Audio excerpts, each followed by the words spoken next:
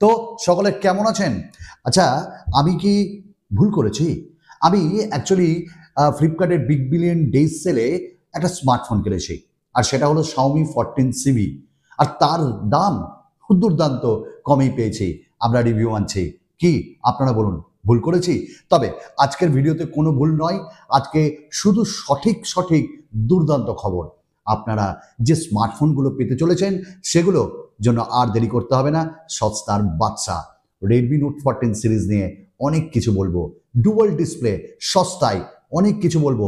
না, সব বলবো না। তো চলুন শুরু করি। আচ্ছা, আমরা প্রথম যে খবরটা আরম্ভ করব সেটা আপকামিং ডেজে কি কি স্মার্টফোন আসছে। তবেই তো আমরা টাকা পয়সা গুছাবো, তারপর ইনভেস্ট করব, প্রফিট হবে কি। তো প্রথমেই বলবো এই সামনের মাসে বেশ কিছু ব্র্যান্ডের বেশ কিছু স্মার্টফোন আসছে। তার মধ্যে ভিভো V200 সিরিজ চলে আসছে এবং X200 সিরিজ।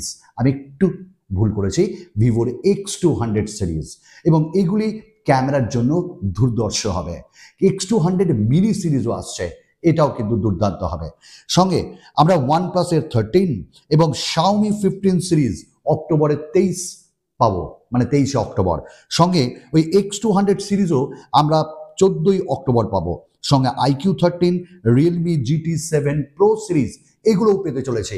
আর প্রত্যেকটা ক্যামেরা স্মার্টফোন, প্রত্যেকটা গেমিং স্মার্টফোন হতে চলেছে, এবং দাম একটু উপর নিচে থাকবে, দেখে নেবেন। আমরা আরো আপডেট নিয়ে আসবো। আচ্ছা, HMD-কে কি ভোলা যায়? HMD মোটামুটি একটা ভালো কাজ করছে, তবে এবার HMD কিন্তু দুর্ধর্ষ কাজ করতে চলেছে।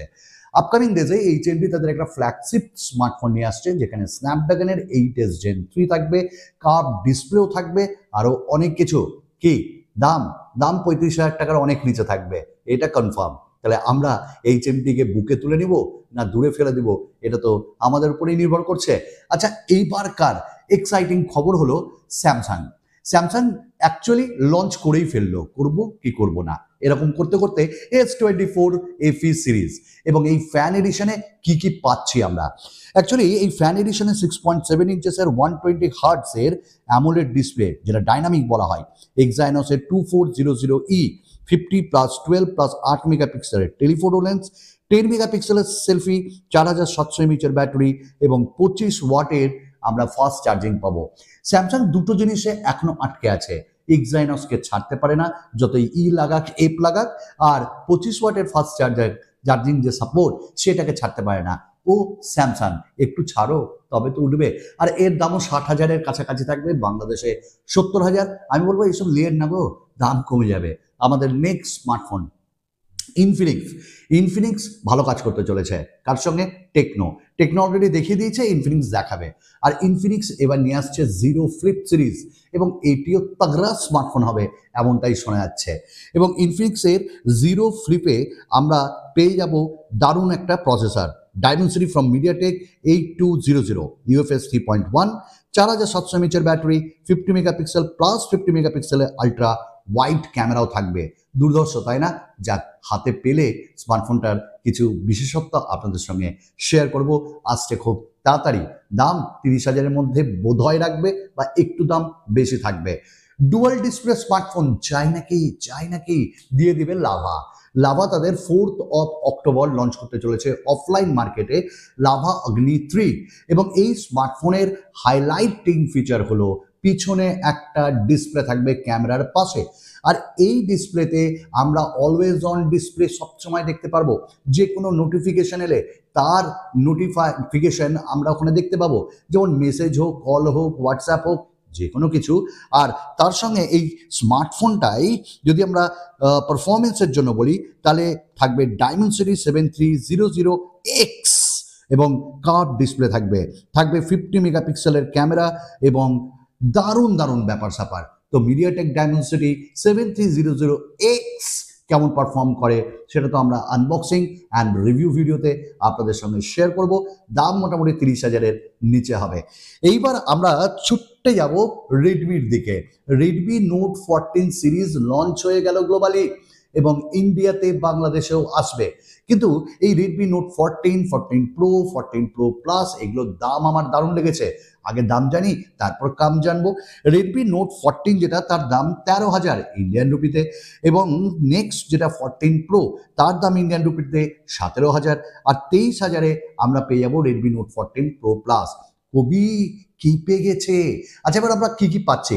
রেডমি নোট 14 সিরিজ যেটা, সেখানে আমরা AMOLED 120 hertz display, Dimensity 7025 ultra chipset পাবো, আর ডিসপ্লে অ্যামোলেড 120 হার্টজ। সনির ক্যামেরা থাকবে লিটিয়া 50 মেগাপিক্সেল, 2 মেগাপিক্সেলের আলট্রা ওয়াইড, 5000 এমএএইচ ব্যাটারি, 45 ওয়াটের ফাস্ট চার্জার। 2 মেগাপিক্সেলের আলট্রা ওয়াইড কেন দিলে শাওমি? এর জবাব আমি চাই। নেক্সট যেটা, সেটা হলো 14 প্রো, যেখানে ডাইমেনসিটি 7300 আলট্রা পাবো, এবং এই স্মার্টফোনেরও ক্যামেরা, ডিসপ্লে সব কিছু এক, এবং দাম তো বলেইছি। নেক্সট যে ফোনটা বলবো, রেডমি নোট 14 প্রো প্লাস, এটাই হলো সেরা, কারণ এখানে আমরা কার্ভ ডিসপ্লে পাবো, 120 হার্টসের রিফ্রেশ রেট পাবো, সঙ্গে মিডিয়াটেক ডাইমেনসিটি নয়, স্ন্যাপড্রাগনের 7S Gen 3 প্রসেসর পাবো, 50 মেগাপিক্সেলের টেলিফোটো লেন্সও পাবো, এবং এই স্মার্টফোনে ওআইএসও পাবো, 6000 এমএএইচের ব্যাটারি, 69 ওয়াটের প্রায় ফাস্ট চার্জিং, IP64 এইসব থাকবে। ভাই, এইটা কাঁপাবে। তাই রেডমি নোট 14 প্রো প্লাসের রিভিউ যত তাড়াতাড়ি সম্ভব আমরা নিয়ে আসার চেষ্টা করব। আগে লঞ্চ তো হতে দিন। যাই হোক, এই স্মার্টফোনটা আমার ভালো লেগেছে। নেক্সট আপডেটে আমরা যাব, আর নেক্সট আপডেট হলো নাথিংকে দিয়ে, নাথিং ফোন 3। অবশেষে অ্যাকচুয়ালি TWS এগুলো লঞ্চ করছিল না নাথিং, তখন এর ডিসপ্লেটা মারাত্মকভাবে দেখাচ্ছিল না, কোনো কার্ভ ডিসপ্লে এখনো পর্যন্ত স্যাংশন হয়নি। এবারও ফ্ল্যাট ডিসপ্লে থাকবে, আর হ্যাঁ, এই ডিসপ্লেতেও আমরা বেজেল সিমেট্রিক্যাল পাবো। তবে প্রসেসর হিসাবে জানা যাচ্ছে 8 Gen 3 ফ্রম স্ন্যাপড্রাগন থাকবে, এবং এটি 2025 সালের মার্চ মাসে লঞ্চ করবে।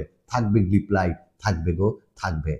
আমাদের আজকের বেশ দুটি লাস্ট আপডেট, এবং এই লাস্ট আপডেটের মধ্যে আমরা যাব প্রথমেই এমন একটি স্মার্টফোনকে দিয়ে, স্যামসাংয়ের A16 4G অ্যান্ড 5G দুটি স্মার্টফোনে লঞ্চ হচ্ছে, তবে ওয়াটার ড্রপ নচ থাকছে, এবং এইটি খুব একটা কি বলবো, যে কম দামি স্মার্টফোন, মানে বাজেটে হিরো বলবো না, বাজেটে বাজেট বাজেট বাজেট বাজেট।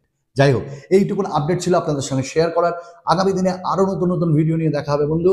তাহলে আসি আজ, ধন্যবাদ।